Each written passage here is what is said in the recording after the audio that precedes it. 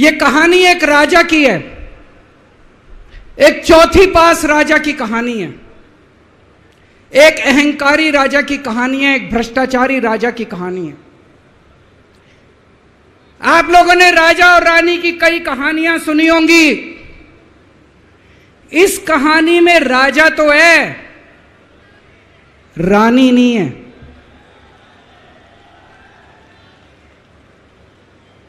तो एक महान देश था, कई हजार साल पुराना देश।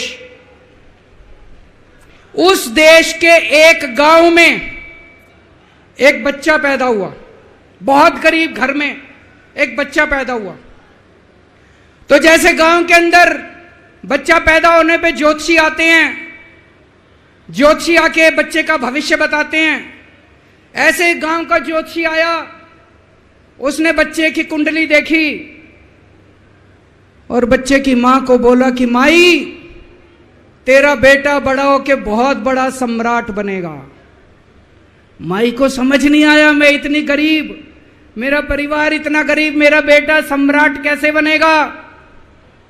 खैर, बच्चा धीरे धीरे बड़ा होने लगा।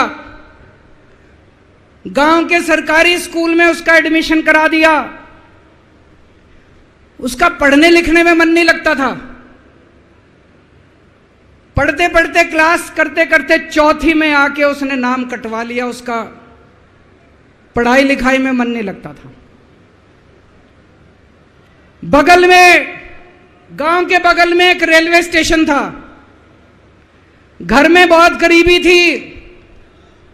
वो बच्चा वहां स्टेशन पे जाके चाय बेचने लगा।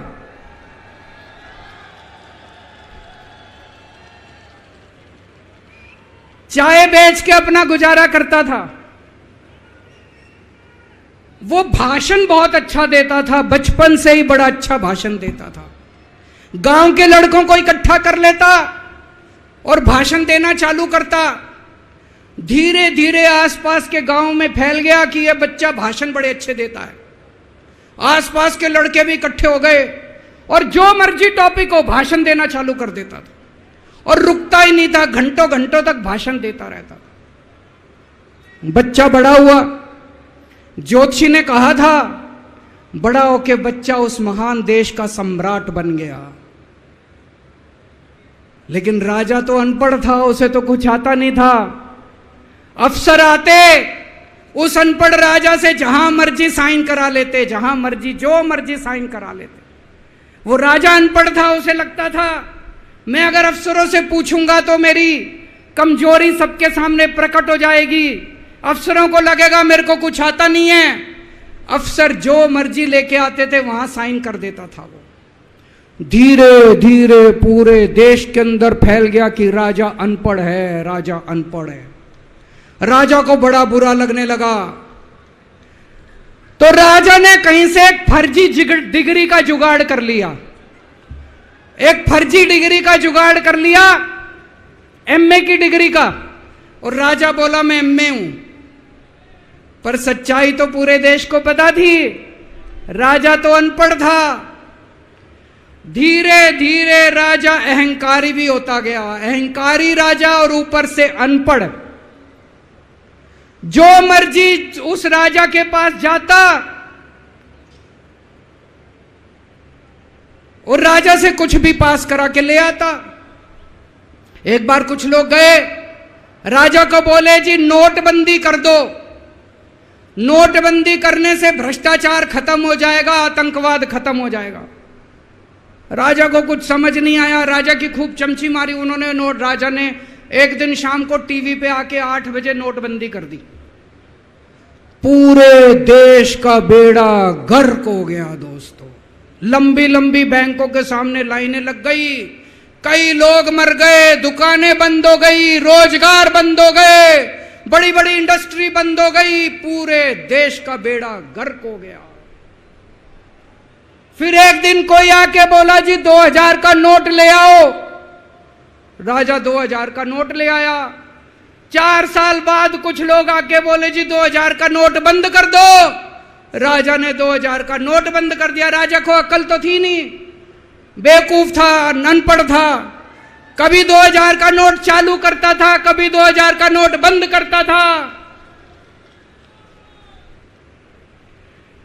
एक बार कुछ लोग आके बोले जी ये किसानों के कानून बना दो, इस कानून से किसानों का भला होगा।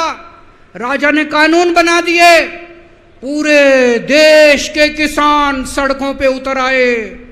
750 किसान मर गए आंदोलन में, और 1 साल के बाद राजा को वो तीनों कानून वापस लेने पड़े। एक बार उस देश के अंदर बहुत बड़ी महामारी फैल गई, चारों तरफ महामारी फैल गई, लोग मरने लगे। किसी ने आके बोला जी थाली बजवाओ तो देश ठीक हो जाएगा। तो राजा ने पूरे देश में थाली और चम्मच बजवा दिए। महामारी तो नहीं बची, महामारी तो फैली रही। किसी ने आके कहा जी डॉक्टरों की जरूरत पड़ेगी, दवाइयों की जरूरत पड़ेगी, इंजेक्शन की जरूरत पड़ेगी, तब महामारी रुकेगी। राजा अपने दोस्तों का बड़ा ख्याल रखता था। उसके दोस्त थे। एक दोस्त ने 10,000 करोड़ रुपए चोरी कर लिए, राजा ने उसको देश से भगा दिया। दूसरे दोस्त ने 20,000 करोड़ चोरी कर लिए, राजा ने उसको भी देश से भगा दिया। पर एक दोस्त ऐसा था जिससे राजा की ज्यादा ही दोस्ती थी। कौन था? उसको उन्होंने सारे एयरपोर्ट बेच दिए, सारे जहाज बेच दिए, सारे सी पोर्ट बेच दिए, उन्होंने आसमान बेच दिया, जमीन बेच दी, राजा ने खदानें बेच दी। उस दोस्त पे राजा मेहरबान था। राजा का एक और दोस्त था। वो दोस्त इतना गंदा था कि उसने कुछ अंतर्राष्ट्रीय खिलाड़ी महिलाओं के साथ बदतमीजी करी, लेकिन राजा ने दोस्ती नहीं छोड़ी। मजाल जो उस दोस्त के ऊपर कोई आंच आ जाए, राजा उस दोस्त के साथ खड़ा रहा, लेकिन उसने खिलाड़ियों का सुना। राजा का एक और दोस्त था। उस दोस्त ने किसानों के ऊपर गाड़ी चढ़ा दी, रौंद दिया, कुचल दिया किसानों को। राजा ने अपनी दोस्ती नहीं छोड़ी। इस बात पे तो दाद देनी पड़ेगी कि राजा दोस्तबाज था, 1 नंबर का दोस्तबाज था। चारों तरफ अत्याचार हो गया, चारों तरफ देश के अंदर इनके अपने लोग जो थे वो बलात्कार करने लगे, गलत काम करने लगे, हाहाकार मच गया। जो राजा के खिलाफ बोलता, राजा उसको पकड़ के जेल में डाल देता। एक दिन एक पत्रकार ने कार्टून बना दिया राजा के खिलाफ, उस पत्रकार को उठा के जेल में डाल दिया। एक दिन एक किसी पत्रकार ने उनके खिलाफ कुछ लिख दिया, उसको पकड़ के जेल में डाल दिया। जो राजा के खिलाफ बोले उसका बेड़ा गर्क। कोई जज अगर उस राजा के खिलाफ ऑर्डर करता था, राजा उसको बख्शता नहीं था। चारों तरफ अत्याचार, महंगाई, बेरोजगारी। ऊपर आसमान में देवता ये सब देख रहे थे कि पृथ्वी के ऊपर कितना घनघोर अत्याचार हो रहा है। सारे देवता इकट्ठे हुए, देवताओं ने मीटिंग करी। सारे देवता मिलकर शिवजी महाराज जी के पास गए और कहा, महाराज कुछ करो, पृथ्वी के ऊपर अन्याय हो गया, अत्याचार हो गया, चारों तरफ बलात्कार, चारों तरफ हाहाकार मचा हुआ है, जनता परेशान हो रही है।